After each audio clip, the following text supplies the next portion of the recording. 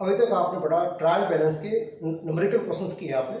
Trial balance आप जो बनाया था उसके अंदर आपने विभिन्न प्रकार के बैलेंसेस दे रखे थे या अनुभवहीन लेखापाल द्वारा बनाए गए तलपट को आपने सही किया। लेकिन कई बार जब तलपट आप योग करते हैं उसका योग नहीं मिलता है तब उचंते खाता सस्पेंस अकाउंट लिखकर आप योग करते हैं। इसका मतलब तलपट में कई न कई त्रुटियां हैं। तो त्रुटियां या अशुद्धियां कितने प्रकार की होती हैं, इसको सुधार कैसे करते हैं, इसकी अवस्थाएं कौन सी होती हैं, आज इसके बारे में सारा अपन लेंगे। तो फर्स्ट आप समझें अशुद्धियां कौन सी होती हैं। वे अशुद्धियां जो तलपट के मिलान को प्रभावित नहीं करती है। चार है, भूल की अशुद्धि, हिसाब की अशुद्धि और सैद्धांतिक अशुद्धियां और क्षतिपूर्वक अशुद्धियां। ये चार ऐसी अशुद्धियां हैं तलपट का योग मिल जाता है फिर भी त्रुटियां रहती हैं। नंबर 2 है वे त्रुटियां व गलतियां अशुद्धियां एरर्स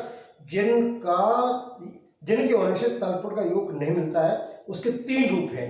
नंबर 1 प्रारंभिक लेखे संबंधी अशुद्धियां, नंबर 2 खाता बही संबंधी अशुद्धियां, नंबर 3 तलपट संबंधी अशुद्धियां। ये तो है आपके अशुद्धि के बारे में। अब सेकंड बात समझा रहा हूं इसी के अंतर्गत पक्ष के आधार पर एक पक्षीय द्विपक्षीय। एक पक्षी में क्या होगा, एक पक्ष में गलती होगी डीआर या सीआर में, द्विपक्षीय में दोनों पक्षों में त्रुटियां होगी, उसको द्विपक्षीय अशुद्धि कहते हैं। अब उसके बाद में सुधार की 3 अवस्थाएं 3 स्टेज है। नंबर 1 है तलपट बनाने से पूर्व अशुद्धियों का सुधार करना, नंबर 2 तलपट बनाने के बाद किंतु अंतिम खाते बनाने से पहले अशुद्धियों का सुधार करना, उसके बाद में 30 होता है अंतिम खाते बनाने के बाद अशुद्धियों का सुधार करना। इसमें आपके 2 कोर्स में फर्स्ट और सेकंड। तो फर्स्ट आपका जो स्टेज होता है वह तलपट बनाने से पूर्व मैंने अकाउंट करे हुए होंगे उसमें सुधार करना। सेकंड तलपट बनाने के बाद अशुद्धियों का सुधार। इसके अंदर आपको अशुद्धियों के सुधार की जर्नल एंट्रीज के द्वारा आपको सुधार करना पड़ेगा। तो आज अपन ले रहे हैं अशुद्धियों का सुधार। तलपट के अंदर ही है अशुद्धियों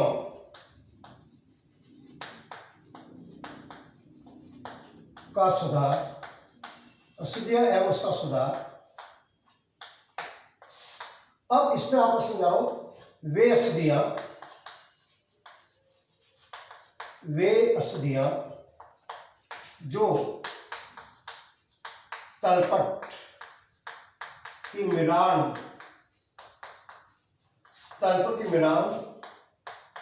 को प्रभावित नहीं करती है। इसका अर्थ होता है तलपट मिल जाता है, अंतिम राशि सस्पेंस नहीं होगी, फिर भी त्रुटियां हैं। इसकी 4 रूप। नंबर 1 भूल की अशुद्धि, भूल की अशुद्धियां, एरर्स ऑफ ओमिशन बोलते हैं, भूल की अशुद्धियां। इसमें जब किसी व्यवहार का लेखा करना भूल जाए, इसे आप कहेंगे भूल की अशुद्धि। उदाहरण आपको देते हैं, जैसे मोहन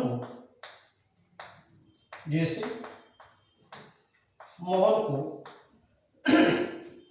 उधार माल बेचा, मोहन को उधार माल बेचा 10,000 रुपये का, जिसका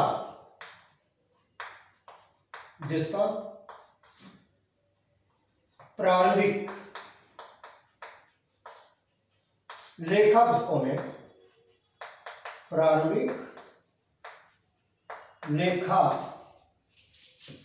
में लेखा करना भूल गए, लेखा करना भूल गए। इसी के साथ सेकंड उदाहरण आप समझे मौखिक। मान लो किसी व्यवहार का आपने लेखा कर भी दिया लेकिन उन दोनों खातों की खाता में खत्म नहीं करना भूल गए, ये भूल की अशुद्धि है। नंबर 2 हिसाब की अशुद्धि,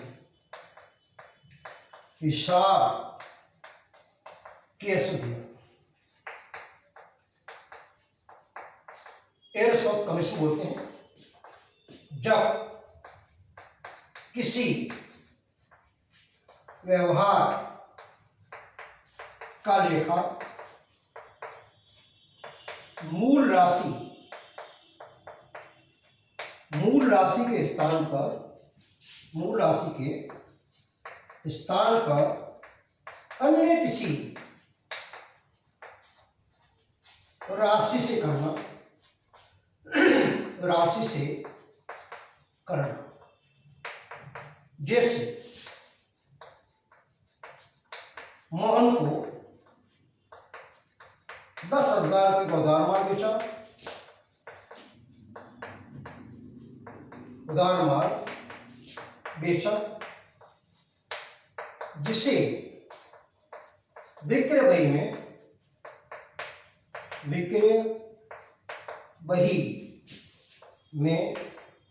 1,000 रुपये से दर्ज किया गया।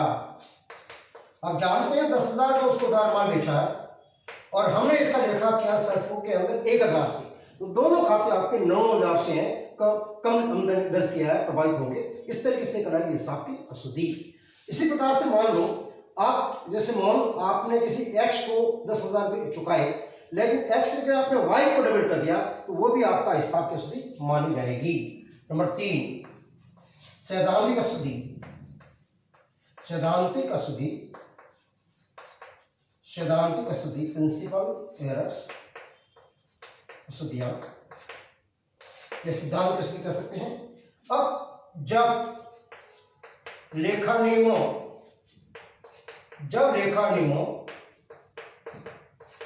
सिद्धांतों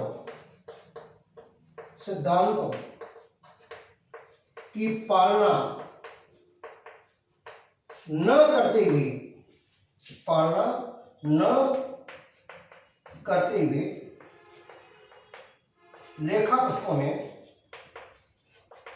लेखा पुस्तकों में लेखांकन करना सिद्धांत की अशुद्धि कराती है। सिद्धांत की अशुद्धि कहलाती है।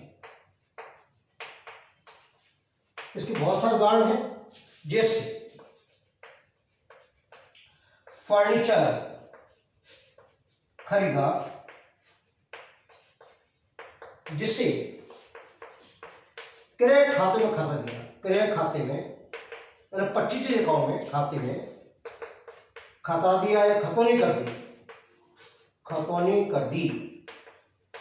आप जानते हैं फर्नीचर 25 के आपने फर्नीचर को डेबिट करना था, वह 25 को डेबिट कर दिया। फर्नीचर आपके एसेट है और जो गुड्स है वो आपकी चल संपत्ति है। तो कहने का आशय जो सिद्धांत है उनका उल्लंघन करना। उदाहरण के लिए मान लो आपको पुराना कंप्यूटर आपने बेचा है, जो ऑफिस में था वो उपयोगी नहीं है, तो उस समय आपने कंप्यूटर बेचने पर कंप्यूटर को शेयर न करके आपने सेल्स अकाउंट को शेयर कर दिया, ये भी सिद्धांत की अशुद्धि कराएगी। नंबर 4, क्षतिपूर्वक अशुद्धि, कॉम्पेंसेटरी एरर्स, क्षतिपूर्ति या क्षतिपूरक अशुद्धि। इसका आशय होता है एक अशुद्धि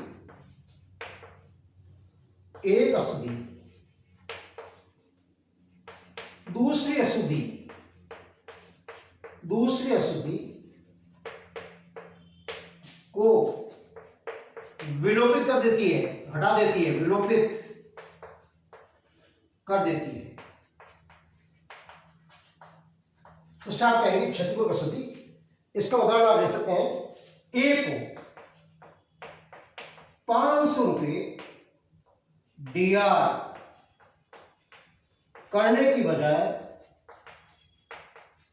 50 रुपये से डीआर कर दिया।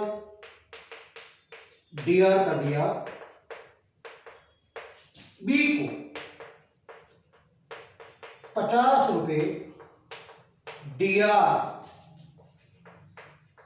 करने के स्थान पर 500 रुपये से डीआर कर दिया। 500 रुपये से डीआर कर दिया।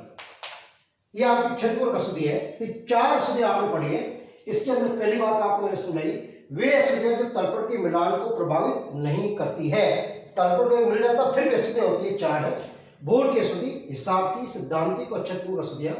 अब उसके बाद में मैं आपको जो सेकंड ले रहा हूं वो आपका है वे अशुद्धियां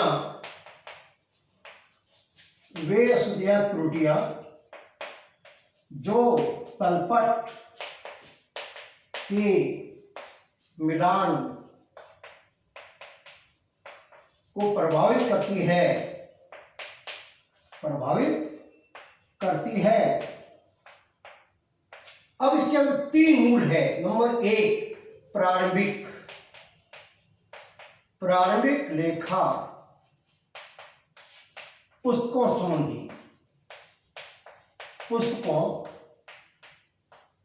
संबंधी अशुद्धियां। इसके बहुत सारे उदाहरण हो सकते हैं, जैसे साग्वी का योग कम लगना है। साग्वी के योग का एक पृष्ठ से दूसरे पृष्ठ पर आप ले जाते समय आप गलत टोटल आप ले जाते हैं आदि। नंबर 2 खाता बही संबंधी अशुद्धियां। इसके आपके नोट्स दूंगा, उसमें विस्तार से आपको देंगे। अब इसके अंदर खाता बही संबंधी में क्या है, जैसे आप खाता खोलते हैं, एक खाते की जो डेबिट की राशि है वो आपने सीआर में लिख दिया या किसी अन्य खाते में लिख दिया तो तलपट का योग आपका नहीं मिलेगा। नंबर 3 तलपट संबंधी अशुद्धियां। इसमें जब ट्रायल बैलेंस आप बनाते हैं, किसी खाते को लेजर के किसी खाते को लिखने से रह गया है या उस खाते में गलत राशि आपने दर्ज कर दी, उस राशि को आप तलपट में लिख दिया है, तो कई इस प्रकार की अशुद्धियां होती हैं जो तलपट के मिलान को प्रभावित करती है। 3 है मूल रूप से, प्रारंभिक लेखा संबंधी है, खाता भी संबंधी है और तलपट संबंधी आपकी अशुद्धियां हैं। अब ये तो आपकी हुई अशुद्धियां जो 2 प्रकार से आपने लिए, प्रभाव करने वाली, नहीं करने वाली तलपट को। अब उसके बाद में अपन लेते हैं सस्पेंस अकाउंट के बारे में। सस्पेंस अकाउंट, उचलती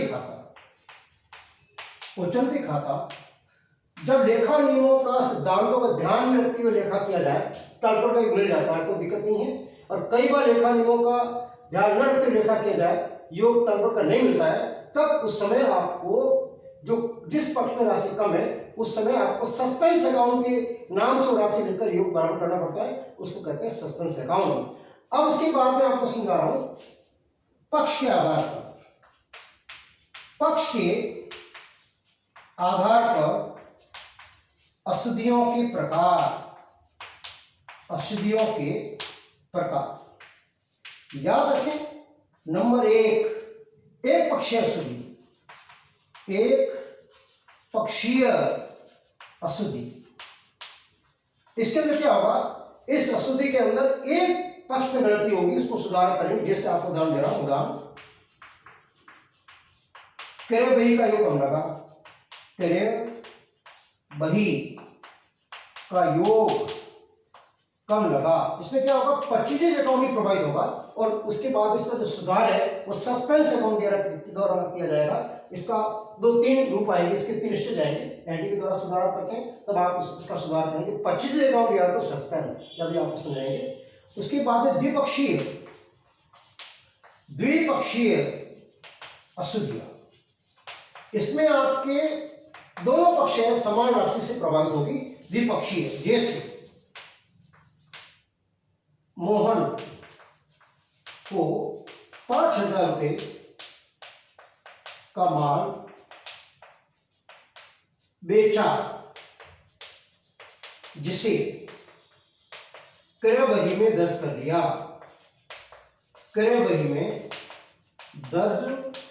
कर दिया। यह द्विपक्षीय अशुद्धि है। इसके अंदर आपको जो सुधार करना पड़ेगा उसमें आप इसमें जवाब देंगे। मॉन दिया है 2 से 2 परचेजेज, अभी आपको समझाएंगे आगे, तो उसका कलम रहेगा। एक पक्षीय वाला काफी भी आ जाएगा।